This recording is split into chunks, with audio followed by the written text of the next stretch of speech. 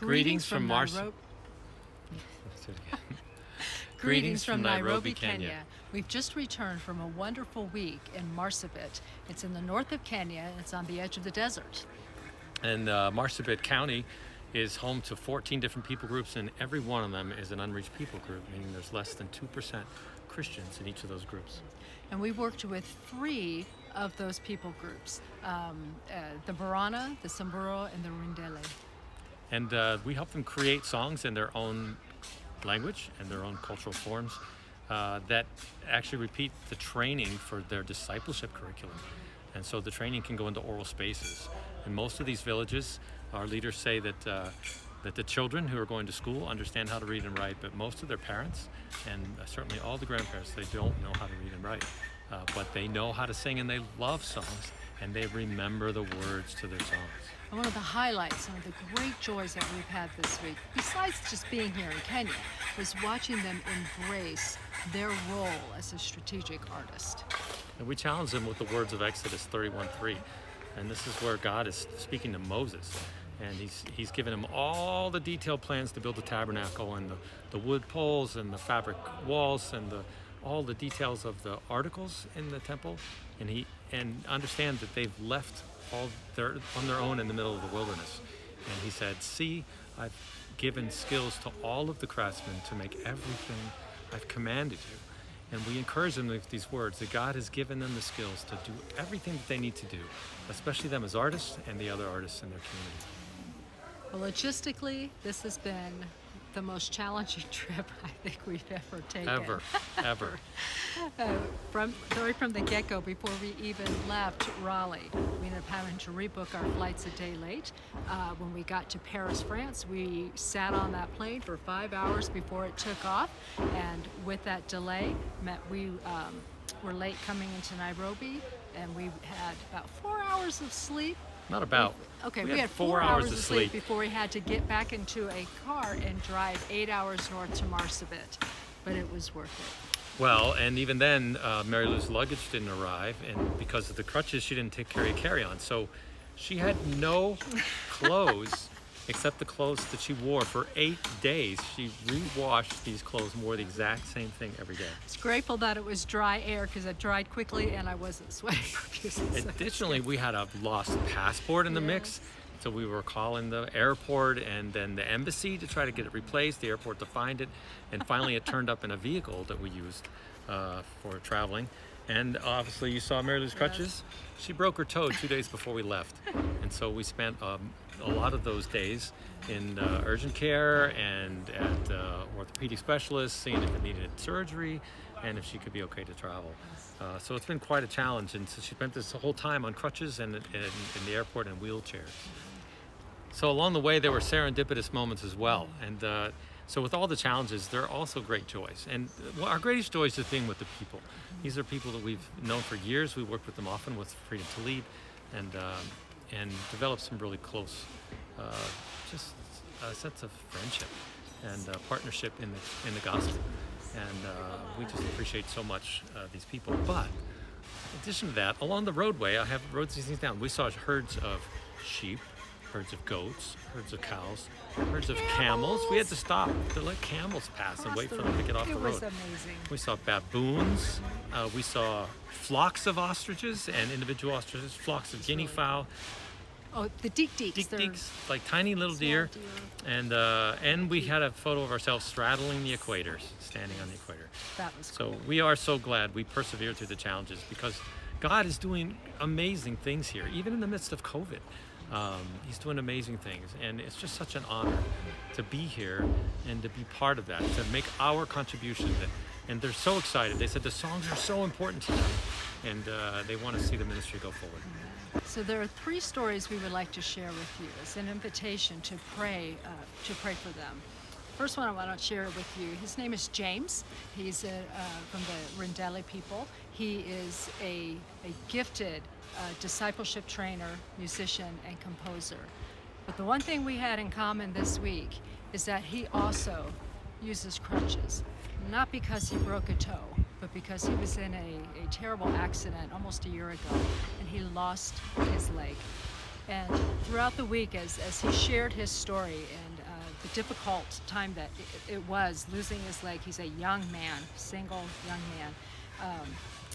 He said, but you know, losing my leg, the gospel will still go forward in my village, whether I have a leg or not.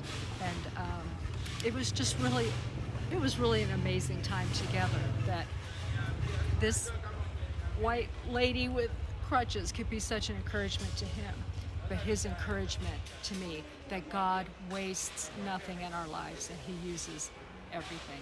But pray for him next month. He's getting a prosthetic for his leg, and he's so excited about that. And I'm so impressed with both of them, because they both committed that we're not going to allow this to stop the ministry that God has called us to do. And they did share that bond, that affinity. Two other stories. First is about Pastor Peter. Peter is the pastor right here in Nairobi on the campus we're standing on. And his family had some tragedy this week. Just a few weeks ago, 5 members of his extended family took a trip together. And after coming back, they all contracted COVID from that trip. And 2 of them are at home, very sick, but able to recover at home or be treated at home. One of them is in the hospital and just got off the respirator, so that's a good sign. But 2 others died in the last few days.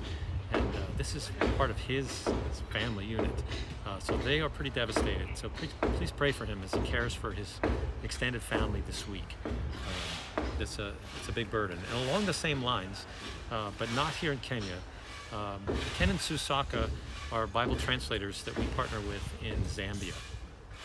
And they lead teams to do Bible translation. And we talked about the Kunda before. And we were there working with the Kunda doing songs. And the Kunda are going to receive their full Bible be presented to them in 2022. And so there's a big celebration plan. But they're a team of 4 Bible translators who've worked on that diligently for years together, and Ken has been the leader.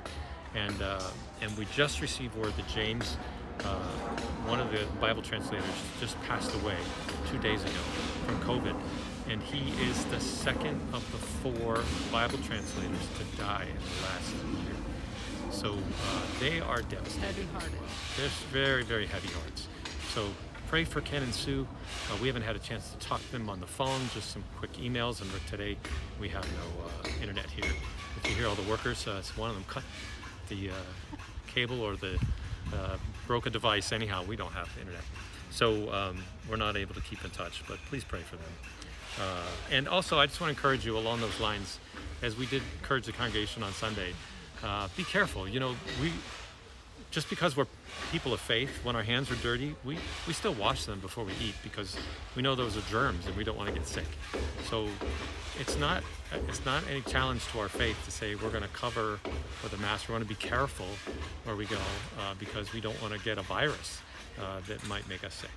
So just be careful in what you do, and you can be a person of faith and careful at the same time. Amen. And we do want to thank you all who have faithfully supported us with your prayers, with your finances, especially this past year and a half. You have been such an encouragement to us as we have encouraged and assisted partners and musicians around the world during all online, but that they would be able to create COVID songs, and a lot of them you have heard.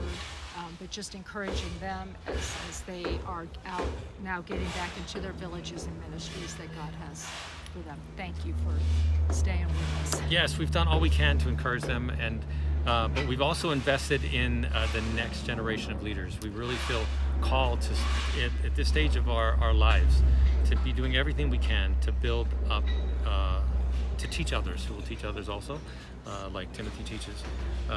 So we built organizational networks. We've strengthened those in the U.S. and around the world through Walk in Two Worlds and through academic relationships and things like that. I've been teaching at Liberty University. That puts me in contact with students who are looking to do careers just like ours, ministry careers. And so we're looking for interns, we're looking for mentees. And I've also, just thanks to your support, been able to spend energy to redesign the entire master's program in ethnomusicology at Liberty University. We hope to roll it out in the fall of 2022. And we have a couple approvals to go through, but very excited about that. And I'm excited for what it means for students who want to follow in these kinds of footsteps, and that I believe is going to prepare them so much more effectively. And yeah, and and that's not to say anything negative about the program. It's a great program, but with our experience, and God has allowed us to make a big impact there. And we also just, again, thank you to you who have faithfully supported us financially with your prayers. And thank you for this opportunity to be here at Lifeway. The Lord is doing an amazing work here, not just in Nairobi, but all across Kenya and many nations that they partner with as well.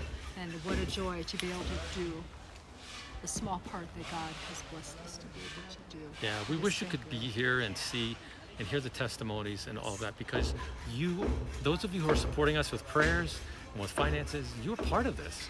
You're part of making this happen, because our contribution here is significant. And that's not to say because we are, that's to say because God has brought these things together at just the right time. And we're blessed to see it happen. It's our joy. So thank you for allowing us to do this. Thank you for doing it with us. And we look forward to our time with any of you that we can be with in the near future. God bless you. Thanks for tuning in. Bye.